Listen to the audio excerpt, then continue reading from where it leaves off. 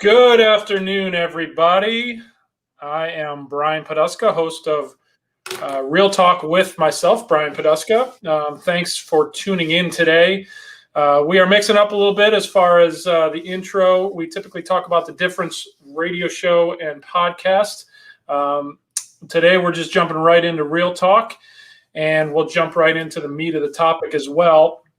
We've got an awesome guest today, Carrie Ermans, who will come on and introduce herself and talk about her business. Looking forward to hearing more about her business. I've got to know Carrie a little bit off the show, and she's got shares some of the same Chicago roots that I have. So looking forward to having Carrie on the show. My co-host today is Greg Holdberg.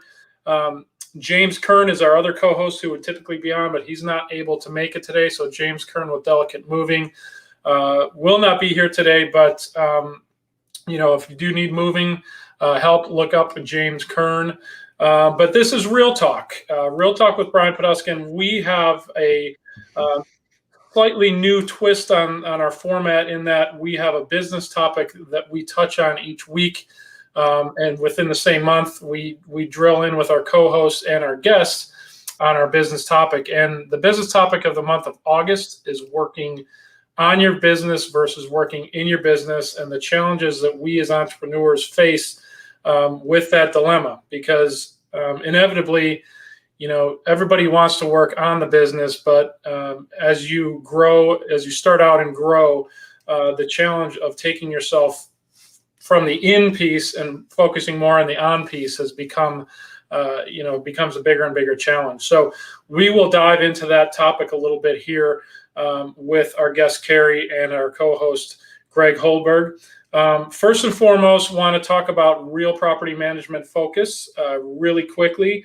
So we are a full-service property management company, and we focus on your real estate investments. So our key clients are those intentional investors who have multiple properties, who basically need or want our help, basically to take them out of the communications and really the entire management aspect of their properties.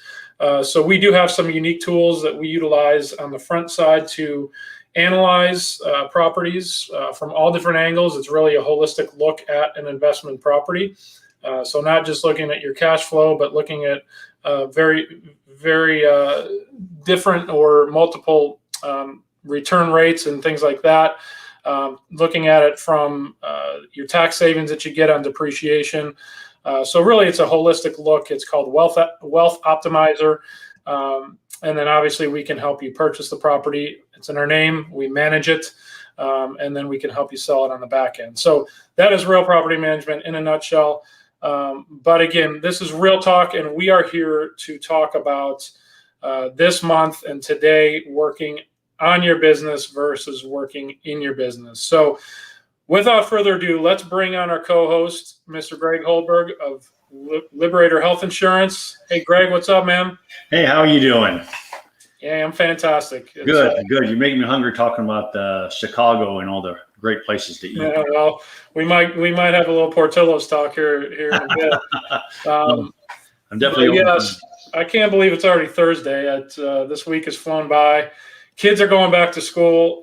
My kids went back to school today, so it's been a bit of a hectic day for us. But how's your week been, man?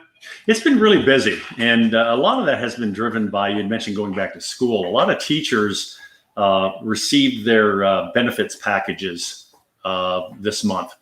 And one of the things that they really got hit hard on was their plan is great. They're happy with it and all that, but it's family members. I had some teachers I spoke with that their insurance plans, if they have their family members on it, went up $600 to $1,000 a month. They just got hammered by it. So that's been keeping me really, really busy. And plus, I've been getting more of the unusual requests. I had one yesterday where there's this family and they have a young man that they're sponsoring up here to go to school, and he's an athlete, soccer from Brazil. And he has no insurance while he's up here. Well, they want to be able to get insurance for him.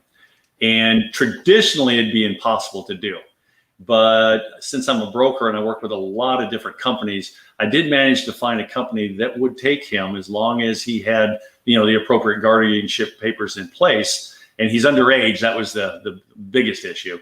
So I got him a coverage plan. They weren't looking to add, a huge, plan. They just wanted something in place to where, if something were to happen, that he'd be covered, and it wouldn't be in a situation where, he'd run up doctor bills and not have anything to take care of that. So, again, I'll look at just about anything. And since I work with so many different companies, I can find lots of different solutions, to meet people's needs, whether it be, the full on, plans with dental and vision and hearing, all the way down to, gee, I just want something to cover me in case something bad happens.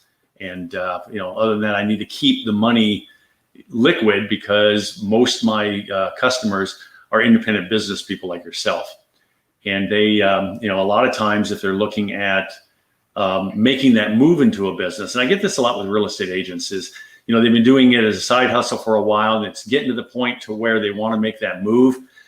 And unfortunately, their health insurance is one of the big things that stand in their way, because a lot of people, their second highest bill is their health insurance. So they look at, gee, if I can't go out on my own because I have a family, I've got health insurance that I have to have in place. So I help a lot of people with that to, find something that fits their budget. It provides them with the comfort knowing that if something happens to them or a family member, they're going to be taken care of.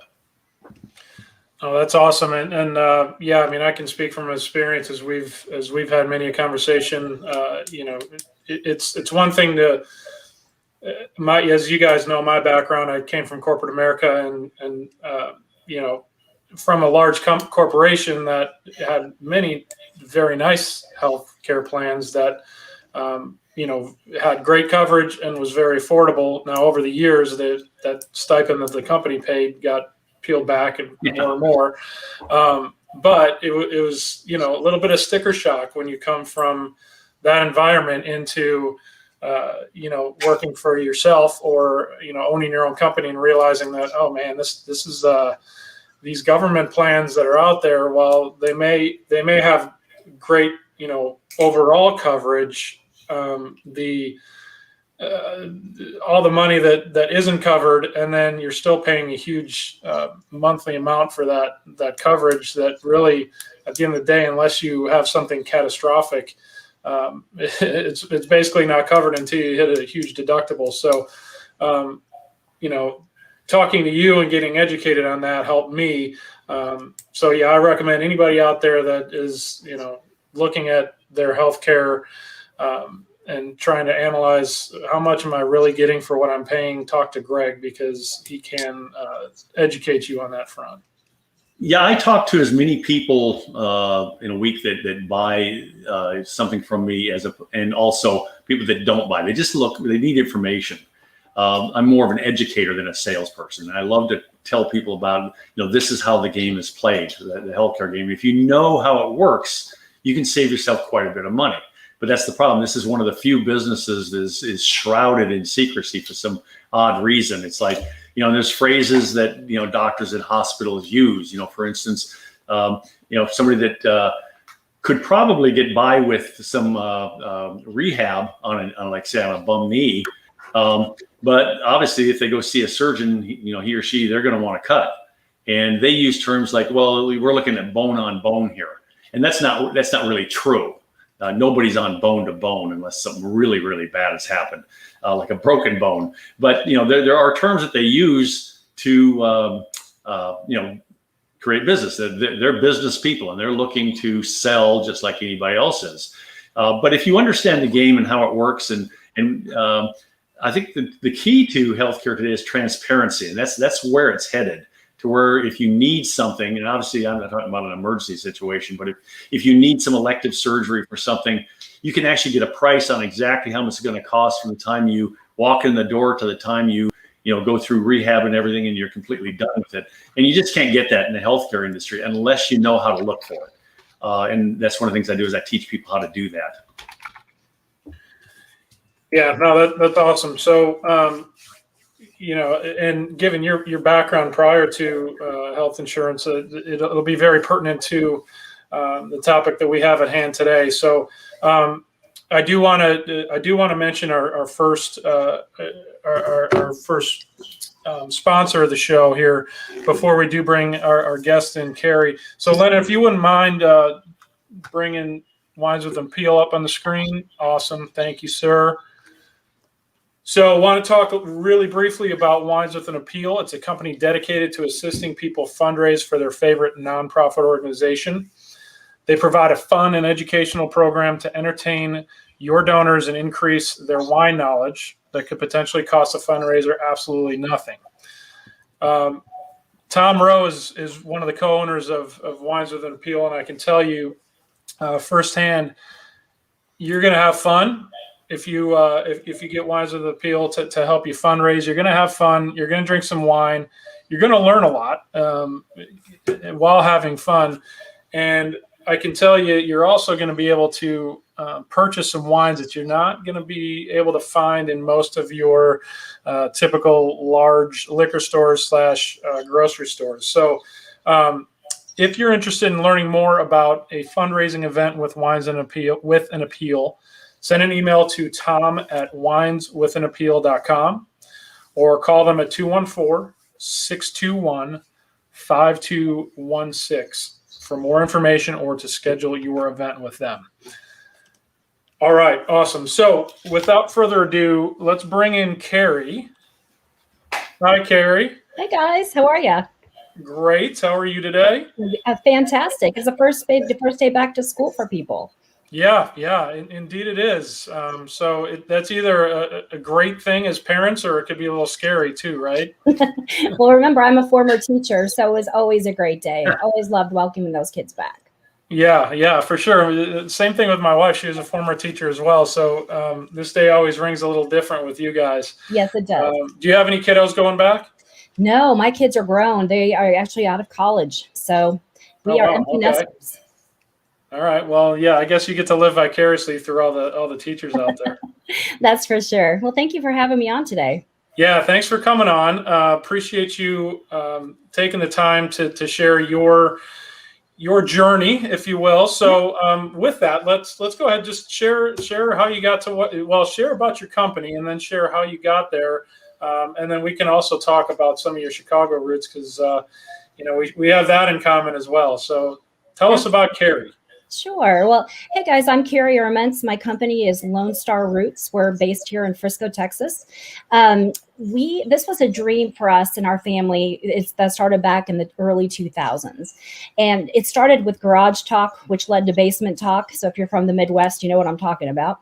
It went to patio talk, to pool talk. We just kept talking. Raising our children. I was a former teacher, as I just mentioned. Just life happened. And in 2016, we started the trademark process for Lone Star Roots. And again, just life, COVID, things kind of happened. And it kind of sat in the background. And in 2019, I shared this with Brian. I actually stepped away from my teaching career. My late father, he had quadruple bypass and the surgery didn't go very well. And so I made that decision to step away from teaching. At that time, we had thought about possibly moving to another part of the state. And then, like I said, my dad got sick. We were able to spend 4 months with him before he passed away. So we were given a gift of time. My dad could have passed away that evening of a surgery, but he didn't. And so going with that, Lone Star Roots just kind of became born. So what I mean with that is with our logo with Lone Star Roots, it doesn't just mean family, community, friendship. It's also a gentle nod towards my late dad. And that's awesome. I mean, it's a way to carry forward his legacy.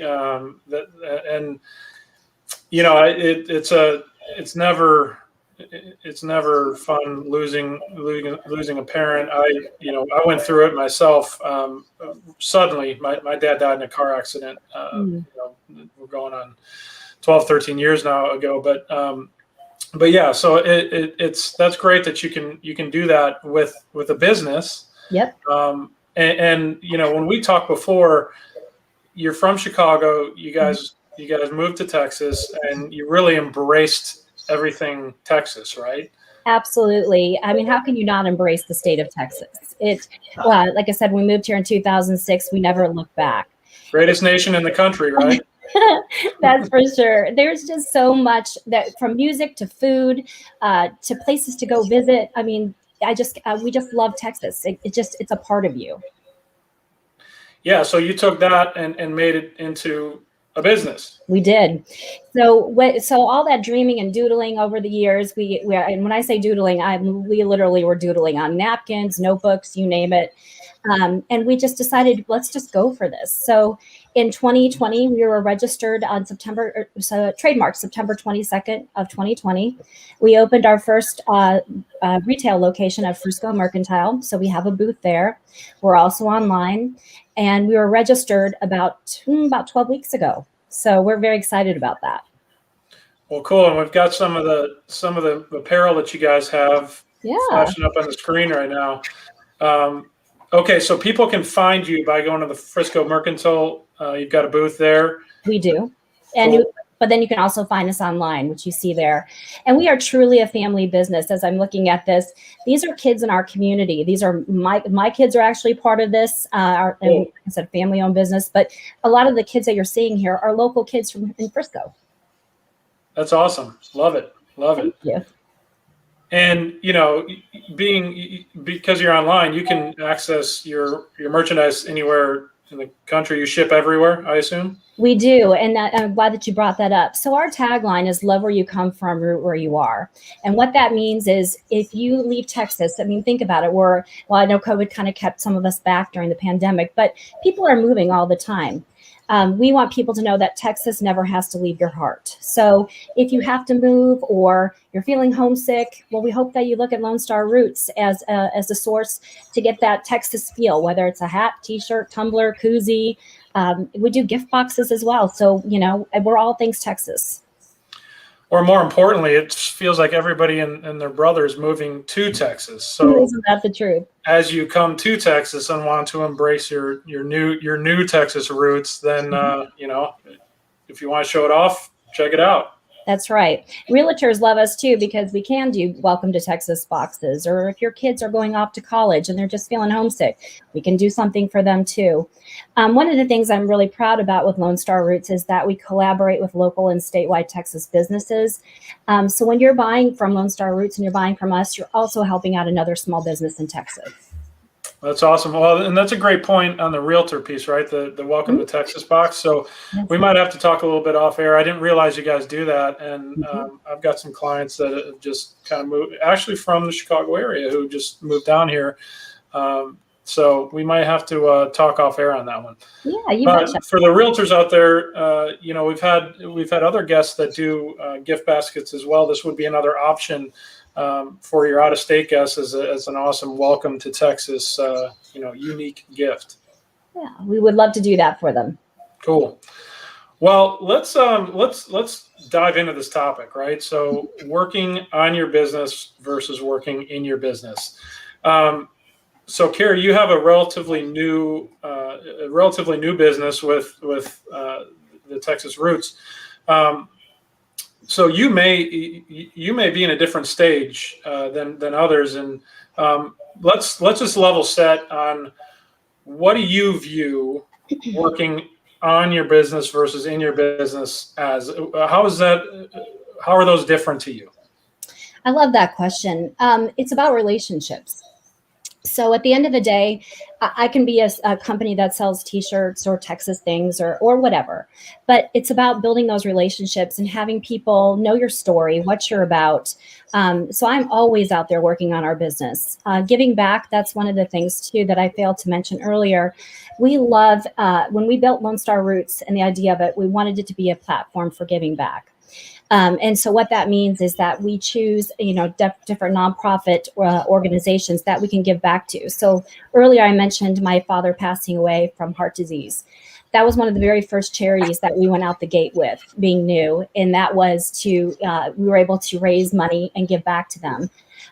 So those kinds of things are very important to me. So I feel as a business owner, you've always got to be out there making those relationships, being who you are. genuine. That those things are just super important to me. So that you would call working on your business. Yes. Okay. Greg, what do you consider working in your business? Well, in your business, and where you're paying attention to the finite details that are hitting you during the day. Issues with that is you're not paying attention to what's going on outside your business. I think the best example I can think of that, there's a restaurant here that opened up called Exquisites. It's one of those breakfast and lunch only kind of places.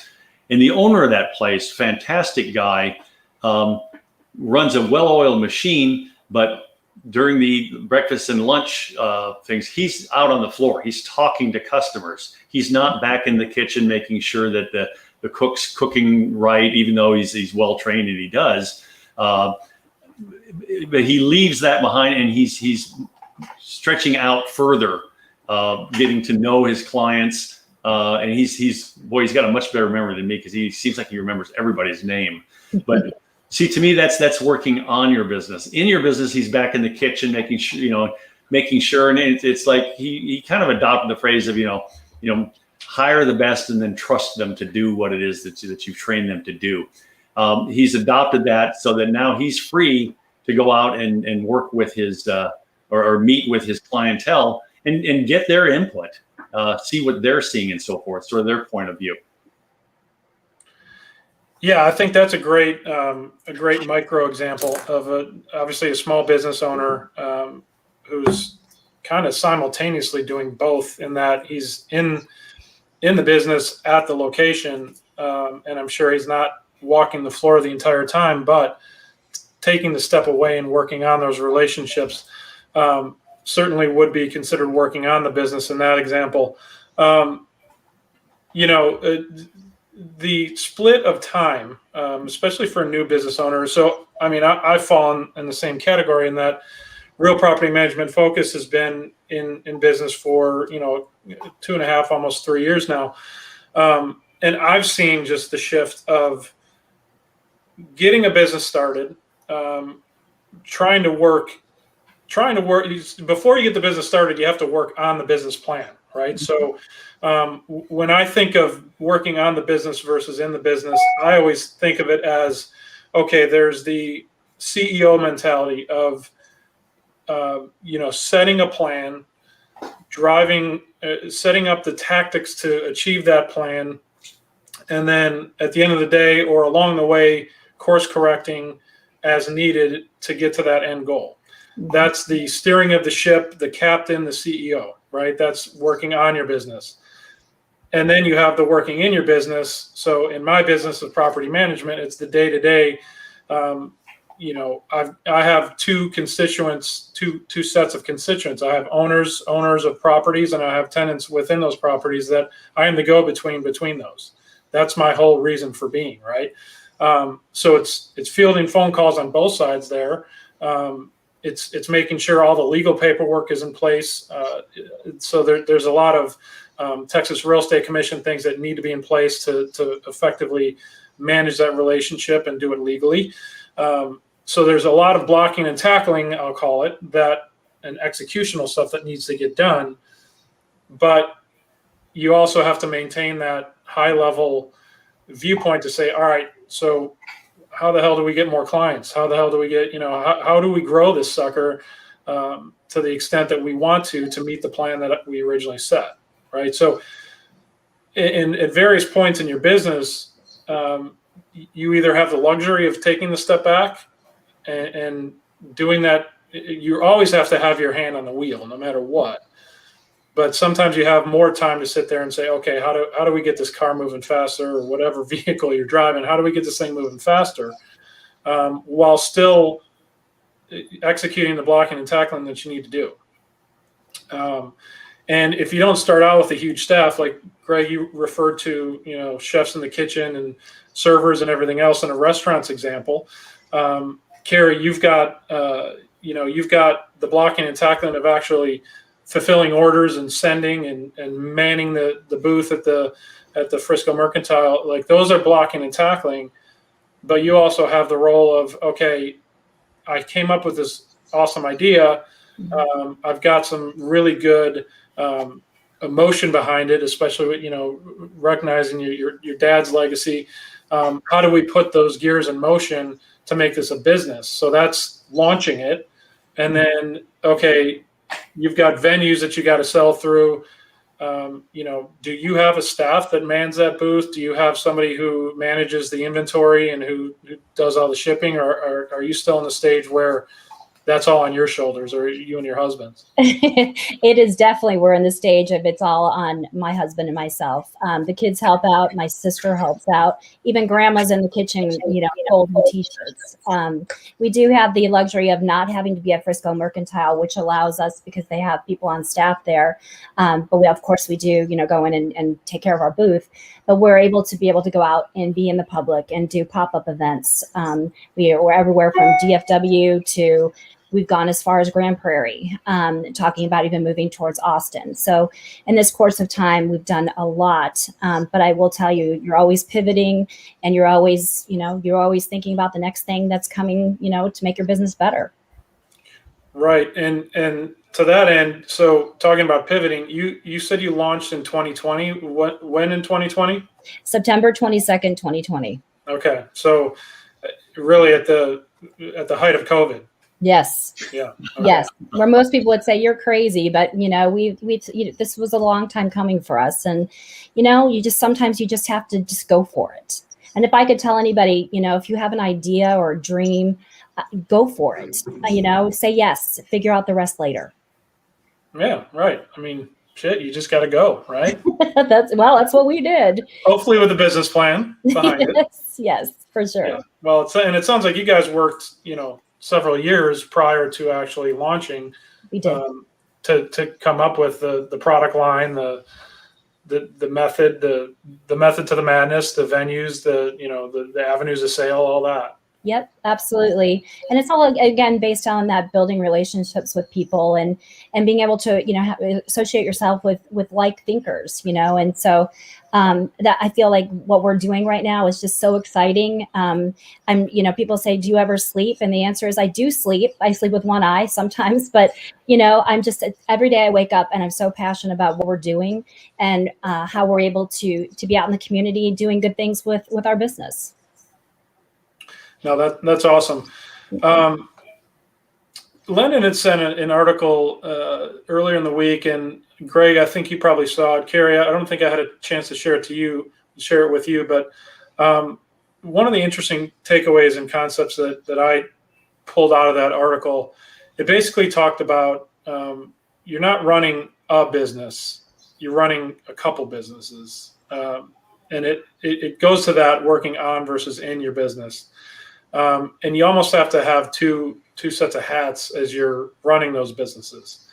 And I thought I never thought of it that way. I mean, I've always, and there's different tactics that you can do that I personally employ a few of them as far as working on your business versus in your business. This article mentioned having dedicated time to sit down and review a plan, right? So if you may know where you're going, but if you don't have a roadmap and you don't know where you're on that roadmap, a roadmap doesn't do you a damn bit of good. Mm-hmm. Right? So you have to have regular check-ins to understand, all right, where am I getting my clients from? What's working, what isn't working? Where am I at on this roadmap? And how, if I'm off the street or off the main path, how do I get back on it? Right.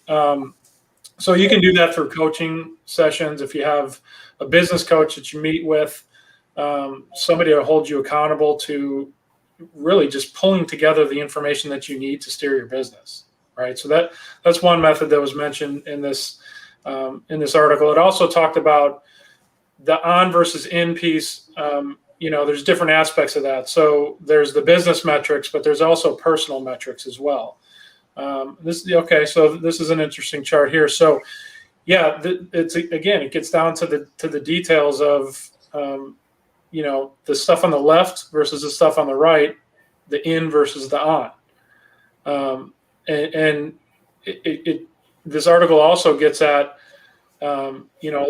taking the stuff that's process oriented things that you can move off of your plate that take up your time that is necessary for the business, but is not generating any additional business, right? So, for instance, on this chart, right, paying invoices, answering queries, invoicing clients, all stuff that is needed to move the business forward and to actually pay bills and generate revenue, but it's not generating additional revenue. And this is an interesting way to think about it too, is the stuff that's working on your business are things that either free you up to create additional revenue or gain additional clients, whatever your business is. Planning for the future, that's that high level CEO mentality, thinking of, all right, here's my business plan, setting that roadmap and really getting there. The education piece, setting goals, the automating processes. So again, it's taking the stuff that you do on the left, automating it to free you up to do exactly what you talked about, Carrie, building relationships, going out and creating those connections with business partners, taking the time, if you have an online type marketplace, getting the time to set that up correctly, reach as big an audience as you can through that venue, talking with mentors, again, getting into that coaching aspect, somebody who's been there, done that, and then having somebody that's been there and done that hold you accountable to the things that you're hopefully learning from that mentor. So that's a great chart. Thanks for sharing that, Lyndon. What do you guys think? I mean, what have your challenges been specifically as you've, Carrie, in your case, started launching a business and growing it? Greg, with you, what has been your biggest challenge as far as striking that right balance between the two? Yeah, for me, go ahead, Carrie. Oh, no, I apologize. I think there's just not having. Let the lady talk first. Come on. I know. I'm not a native Texan, so haven't developed that Southern manners yet. I'm freaking chivalry, man. Let's go. Well, thanks, Greg, for letting me talk, and I promise I'll go quick. I think for me, it's just not having enough. It's kind of like being a CEO with an octopus. As an octopus, my hands are in every different pot. I think being able to push some of those things off would be a luxury, but being a new business, it comes with the territory, right? So you just, you, like I said, I used that word pivot earlier. You're just constantly pivoting and moving and, just figuring out what works. And, as we grow, we'll be able to add on more people to kind of help out with what the things that I like to be able to push off. Yeah, on my end, it's and I love that chart because it really kind of divides it up as far as doing sales and running your business in your business as opposed to true business development. And there's so many business owners get so involved in the day-to-day tasks of their business that they never look outside and try and expand their brand awareness and so forth. And so they either stay where they're at and learn to hate their business because it's not growing and they're frustrated, they're putting in lots of hours. If they can extract themselves out of that and start looking a little bit more towards, strategy for their business, where do I want to take this thing? And there's so many examples out there. The one that, I've always remembered was I read a book by Conrad Hilton called Be My Guest. And it was great. His very first hotel he bought was in Cisco, Texas. And the man there was so frustrated with his business because he was so busy because the oil boom back then was going on. All the wildcatters were going. And he hated it because he was so busy just keeping the thing running. Well, Conrad Hilton was in town and he was there to buy a bank. He was not there to buy a hotel. He tried to get a room there and the guy rented him a chair in the lobby till a room opened up because he was running 3 shifts, 8-hour shifts for the hotel to be able to sleep. And he wanted out of the business. And Conrad Hilton took one look at it and says, this guy has got a gold mine. Why on earth would he want to get rid of this? But he was so buried in the day-to-day tasks of it, he had no idea. And that was the springboard for Hilton International and Hilton Hotels, was that one hotel. So you do have that opportunity to really grow your business beyond your wildest dreams if you can work it to the point to where, yeah, you have to work in it for a while, but you have to reserve that time to start looking at building your brand, building your strategies, developing other businesses, and so forth. Well, and it's interesting you brought that example up, because I was listening to the radio, I think it was last week sometime, and anybody in the Dallas-Fort Worth area who's a sports fan may know the Ticket radio station. Yes. I was listening to the Hardline on there, and this just popped in my head as you were telling that Hilton story. They were talking about a really well-known restaurant in Dallas, and I for the life of me I can't remember the name of the restaurant, but it's been around for like 45 years. Same owner. It's a sandwich shop. Same owner. Opened it years ago, and it's just I guess the product is great. So kind of like Portillo's, right? That we were talking off air before we got on here. So it has a tremendous following, but he's the one who's running the show. He's the one who's running the restaurant. And it despite the fact that it's well loved, there's lines out the door every single day. And, it's doing very well financially and, just from a brand and a concept, right? But he hasn't found the way to, hand off the processes to either employees or management to the point where he's freed himself up. So he's been working on the business or working in the business. I don't know how many hours a day he works, but he works 7 days a week. And so the grind has gotten to him to the point where he's just going to close shop. He's not even going to sell it. He's just going to close shop. So if you were listening to that a week ago and know what the restaurant's called, drop it in the comments, because it's a shame that, I say this because it's a shame that difference between Hilton, right, is that he took that as an opportunity and built an empire on the need to have a hotel chain, or, built a hotel chain off of that need. Whereas this restaurant owner, while he has a great product, never institutionalized it to the point where he could free up his time. And that was the other thing that was in this article that Lennon had shared, that, working on the business and in the business, if that balance isn't right, one, your business isn't going to succeed. And two, your personal life isn't going to succeed. So you may be so caught up in the business piece that you don't have, the business is running you, you're not running the business, right? So you don't have the free time that you want to spend with your family or do whatever it is that's, that keeps you entertained outside of the business aspect.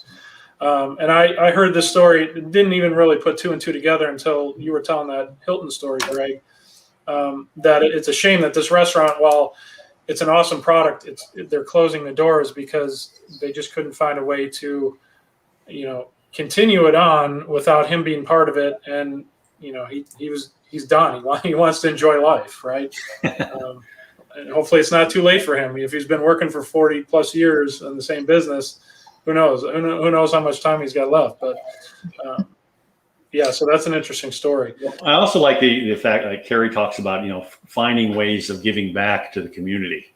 And you can actually come out way ahead of the game if you kind of take your eye and look at a much wider horizon. I give you an example.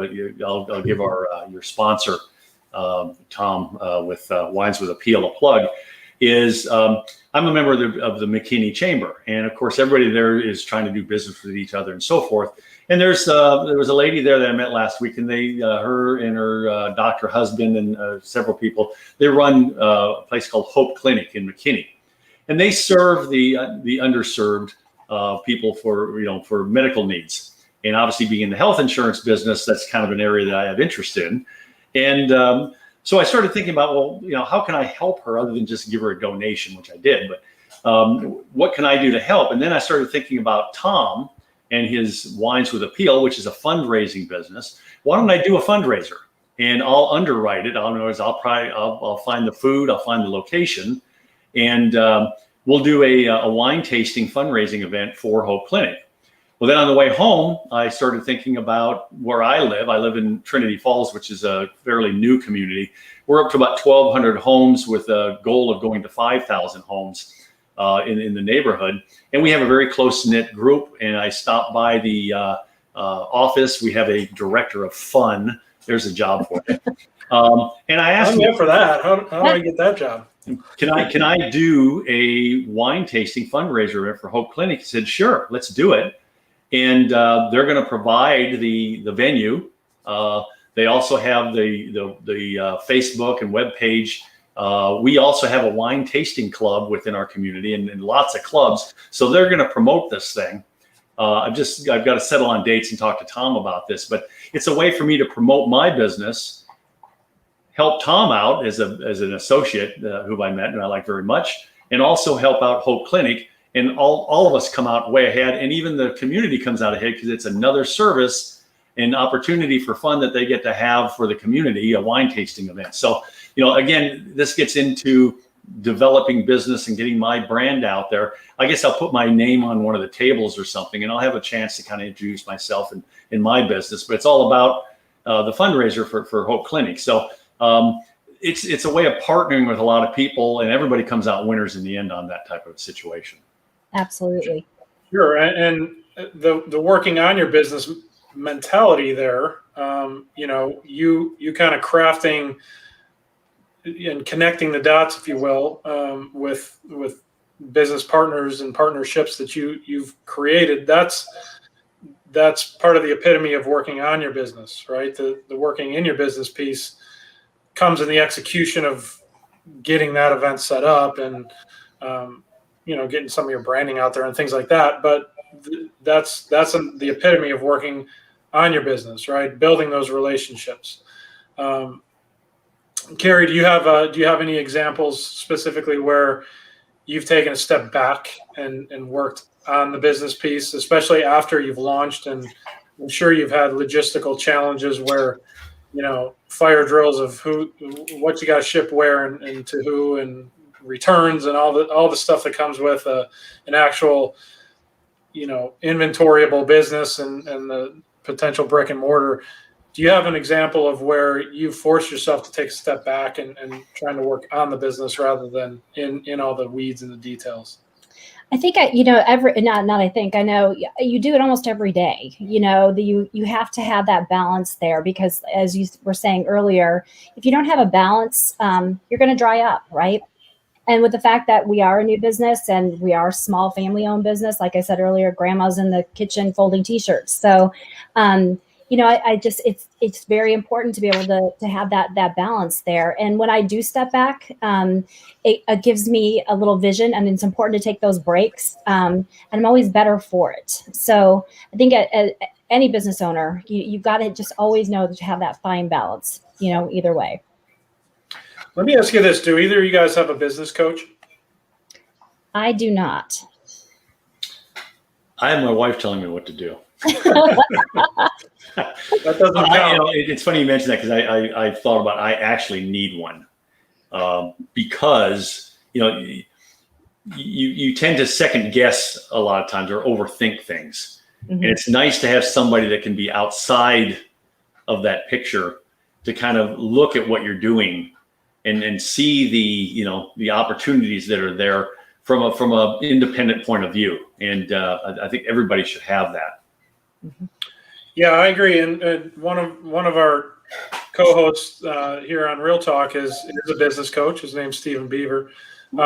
He's somewhat opinionated on this topic, so it'll be good to have him on here. I think in 2 weeks is when he's up. But he always stresses the for lack of a better term, I'll call it McDonald'sizing your business, right? Mm-hmm. So it's an example of a franchise that's obviously very successful in the McDonald's Corporation, and taking, whether you're in China or whether you're here in Texas or in Chicago, your burger is going to be the same or should be the same at any location. And it's not because you've got the best manager at each place. It's because you have a process in place, and that process is followed down to every minute and every second, basically. So it's an extreme example of putting everything in a process and getting a homogenized result at the end. I come from a consumer packaged goods background. I worked for PepsiCo for 17 years. So, I know a thing or two about processes, right? So if you follow the same exact process over and over and over, and you have the end result that you want the same over and over and over, that process has to be very dialed in. And over time, you can improve that process either through automation or through process improvement, right? Our businesses are a little bit different, and with each one of us, we're relationship based, right? And you can't really make the process of having that conversation with your end client to be outsourced to somebody else. I can't do it because I have to have a license to have those conversations. So, I guess at some point I can if I hire the right licensed person and who's a good salesperson. But at the end of the day, it comes down to identifying the processes that you can offload and owning and really building to your strengths the processes that you're good at and that can drive your business forward. That's kind of how I see. And Landon, I know you're in the background there somewhere. I'm pretty sure you do have a business coach. If you're listening, are you out there? There you are. I am here. Absolutely. Yeah. It's funny you said that because I was taking notes on this as I usually do. And I have, don't know if he's my coach. He's definitely my mentor. That's been a mentor for almost 30 years. And one of the things that he taught me early on is if you find yourself chasing yesterday's business, you're doing more work in the business than you are on the business. And so Carrie kind of alluded to that. And, business coaching for me, when I had Jim Thomas come in, when I had my fitness center, I was a studier in the first place. So, every day I'm trying to absorb some new information so that I can expand and grow.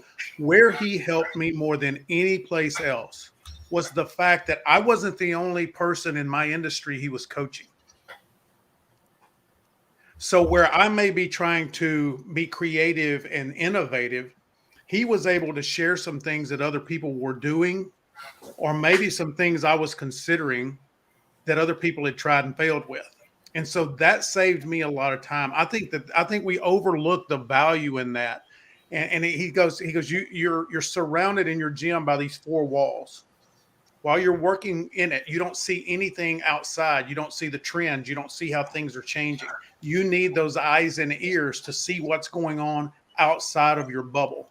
And a good business coach will help you do that because he's being exposed to so many different businesses, so many different strategies and techniques. And obviously they're not going to share anything that's proprietary, but a lot of it's just common sense. And so a lot of it isn't proprietary. And then Brian, you talked about process.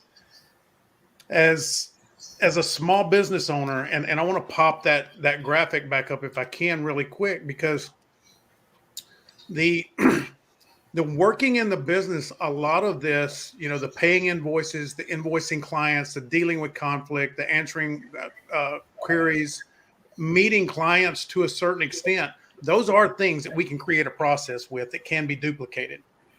What Jim also told me many years ago is that what happens if you die? Tomorrow, who can run your business? If you don't have a process, nobody can pick up where you left off and continue like you never were there. And I think that for a lot of small business owners, and I'm guilty of that myself, we don't put those processes in place for ourselves. Therefore, when we get ready to hire and train, it seems so tedious to us that we don't even want to do it. And so we don't hire as much as we need to. So now we're left doing all the work. I've got to be the janitor. I've got to be the IT guy. I've got to be the cook, the cleaner, the everything else. And, those aren't the things that I signed up to do. That's not where my love and my passion is. My passion is not trying to figure out why Facebook shut us down last week. That's not my passion. That will piss me off quicker than anything else. And now I've spent 7 days in a pretty tense mood. But those are places where we need to either be able to outsource or have processes where we've got people that are taking care of those things. And you know what else? When you have that process, it's really easy to manage the people because you can tell where they step out of line if they do. Yeah, and you have the ability to measure them against whatever metrics, or if it's a job description, and if they're not meeting their metrics, it makes it a very easy conversation to either help them get better or find a replacement for that person. Absolutely. Yeah. And yeah, I think you're right, Lyndon. It's interesting that you said that. Is I'm to the point too where I need to hire somebody to take a lot of those things that's on the left side of that graphic that you put up. And for me, I look at it like, okay, I'm already really, really busy, right? And I'm alluding to that thing that I talked about earlier that was in that article. You're working your job, you own a business, but you really have two jobs. And if you think about it, you're working in the business and working on the business can be thought of as two very different jobs. Hiring somebody is almost like a third job, right? And setting Yep. standard operating procedures for that person and documenting processes and things like that. That's another freaking job when you think about it. But that's a job that, okay, maybe I'll take on a third job for a few months because that's what it's going to take to get this process and this person up to speed. But that's going to be the most difficult thing for that first hire. But once you have those things in place, even if you have to replace that person and retrain somebody, at least you have the documentation and the paperwork in place and the processes, right? So you may work a third job for a few months to do that. But if you look down the road, again, from that CEO mentality that, you're going to have to put in a little extra hard work if you're a small business as that sole owner, or one of two or three if it's a small business. But you're setting the groundwork and laying the groundwork for down the road and setting up that process to make it that much easier to, when it's time to grow, you can replicate that 2 or 3 times. And all of a sudden you've got yourself a machine that's, like you said, Lennon, kind of running itself. And I don't know if you guys are familiar with Fiverr or not. But I've been, my son uses it quite a bit to get some help with what he does. And I've really been researching because you guys know that I'm trying to get this radio station going. And I don't know anything about internet radio stations. I didn't know anything about live streaming and podcasting before we started this. So it's amazing to me on Fiverr. It's kind of like Google. You type in what kind of help you're looking for, and it can be so specific. And all of a sudden, like you were talking about, Brian, getting the standard operating procedure created. If you put in standard operating procedure for real estate property management, 30 people are going to reach out to you and say, hey, I know how to do that. And it's not expensive. It's just It's crazy how affordable it can be. Now, we all are a little, I don't know the person. What am I going to do? Fortunately, we get to look at everything before we actually pay for it. So that's another good bonus to that. But I just think that for a lot of us that may think that hiring someone or outsourcing certain things is going to be too expensive and kind of break the budget, that may not always be true.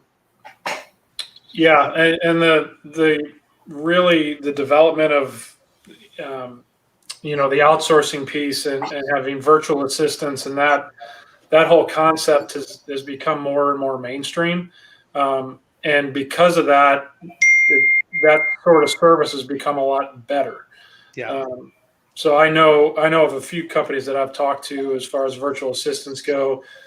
And I know counterparts of mine and other folks who own businesses that have used them. And Stephen Beaver recommended Fiverr, so that's how I heard about that. It's what used to be kind of in a business owner's mind, a huge risk. That risk is, of course, it's still there, but it's become less and less as these services have become more and more commonplace and mainstream. Absolutely. And, the thing about Fiverr, too, is they're all rated. They've got their 2, 3, 4, 5-star rating, and they've got the testimonials and things like that. So you can feel a lot more confident and secure. And you typically, before I'll hire anybody, I reach out to them and we have a conversation about what it is exactly I want. And a lot of times, like with this radio station, I say, I don't know what I want. I have no clue. I'm starting from scratch, and you're going to have to help me and show me some examples of what I'm looking for. And it's just so cool that so many people are available to help you and it doesn't break the bank. I mean, it is small business friendly. That's awesome. Well, there you go. I mean, I think we're just throwing out a net right now to anybody who's interested in helping out the difference, who has an idea of how to grow internet radio, then give Bingo. Lennon a call. I will scroll my number. Well, that's awesome. So I think we are kind of running out of time, right? We're pushing up against 3:00. 3 minutes. Yep. So any parting words, guys, on working on your business versus in your business? Any tips that you guys have gleaned over the years that you want to share with the audience? Carrie? I was going to say, ladies first. Ladies I first. wasn't going to step on you on a second time. No, I'm just kidding. I think the most important thing is to have balance. I love what Lyndon said about, outsourcing. You can't do everything. You don't, just make sure you have that fine balance in what you're doing, and you'll be successful. Yeah, for me, I think you find yourself working too much in your business, and you don't really even know that it's happening. So I'm always a big advocate of taking, setting some time aside to just walk away completely from everything. Mm-hmm. Just go do something that's completely different, and just take the time to kind of recharge. And it doesn't have to be a long vacation or anything like that. I haven't taken a long vacation in probably 40 years since I went on my honeymoon. but usually I'll take a couple of days here, a couple of days there, and that's all I need. And what it does is it allows you to just kind of reset yourself, recharge your batteries a little bit, and take another look at what you're doing with your business, and come up with some really great ideas on what you can add. But so many people just bury themselves into it, and the next thing you know, it's like your example of the business going under because it's been micromanaged so much, but it's not expanding, and you spend all your time just working in it. And I'm gonna, Brian, pay attention to what I'm about to say here. You have to have a mindset shift. Mm-hmm. Brian will know what I'm talking about here. I said that really bad one time on one show. If you guys can imagine how I said it, you've got to go from good enunciation, Lyndon. Yeah, you've got to go from the employee mindset to the entrepreneurial mindset. An employee works in the business. An entrepreneur works on the business. And another thing that it hit me: working in the business is going to generate income. Working on your business is going to generate wealth. So that's kind of what we're looking at. Yeah, that's a great way to summarize it at a high level. You want generational wealth, then you better start working on your business rather than in it. The final tip that I would offer too is this comes from my days in corporate finance, and we had regular check-ins as far as metrics go, and you name it, we had a ton of metrics that we ran the business by. But set those metrics, and then set it on your calendar to check in and update those metrics to understand where you're at in your business. It's a thing that you can just put put it on however often that is. If it's weekly, if it's monthly, if it's quarterly, whatever it makes sense for your business, figure it out. But until you start doing it, you get caught up in all the details of working in the business. Until you take a step back and actually look at some of your key metrics, key performance indicators, if you will, you're not going to, until you make that religious, you're not going to be able to work on your business. So that's what I'd leave you with too. Awesome. Well said. Yep. All right. Well, Lyndon, you want to talk a little bit about the difference for those who've stuck around, and then we can close it down? Started the business with the small business owner in mind. Most businesses don't struggle because of a bad product or service. They struggle because not enough people knew who they were and what they were doing. And being an entrepreneur for over 30 years, I've experienced that more than I care to share. And so when I started studying, social media and the power of social media and the audiences that we can create and build, and the fact that we can create an audience where we're basically the sheriff of that community, I wanted to be able to do that and help small businesses expand their sphere of influence, get their message out, and really humanize their brand versus commercialize it. Last year in 2020, We had over 600,000 viewers. Now, I shared this with everybody. I know that a celebrity basketball player, football player, they have that many on one crazy tweet. But for a bunch of small business owners that never did this before, we did really good last year, and we're really happy about that. And I'll share some of our contact information here. If you're looking to really, highlight your business, whether you want to be a guest or whether you might be interested in a show, reach out to us. Our number is 972-866-4596. Or you can reach me at lyndonw@thedifferenceradio.com. So, Brian, thank you for letting me do that. We want to help as many businesses as need help. And there's so many ways that we can do it, whether it's sponsoring a show, being a co-host and guest on a show, or whether it's being a show host yourself. We're always looking for different ways to put people in front of our audience that folks like Brian and Greg and Carrie have helped us build. Well, that's awesome, and we've got some cool, exciting stuff coming up too, as far as events that we're gonna have on the horizon here pretty shortly. And there's some other things I won't reveal yet, but we can tease out. There's going to be some different mediums that we're going to have available. So I'll leave it at that without giving away any well-held secrets there, Lyndon. But that's it for this week. Thanks for joining us as we talked about working on your business versus in your business. Carrie, thanks for being our guest today. Greg, thanks for being another awesome co-host as usual.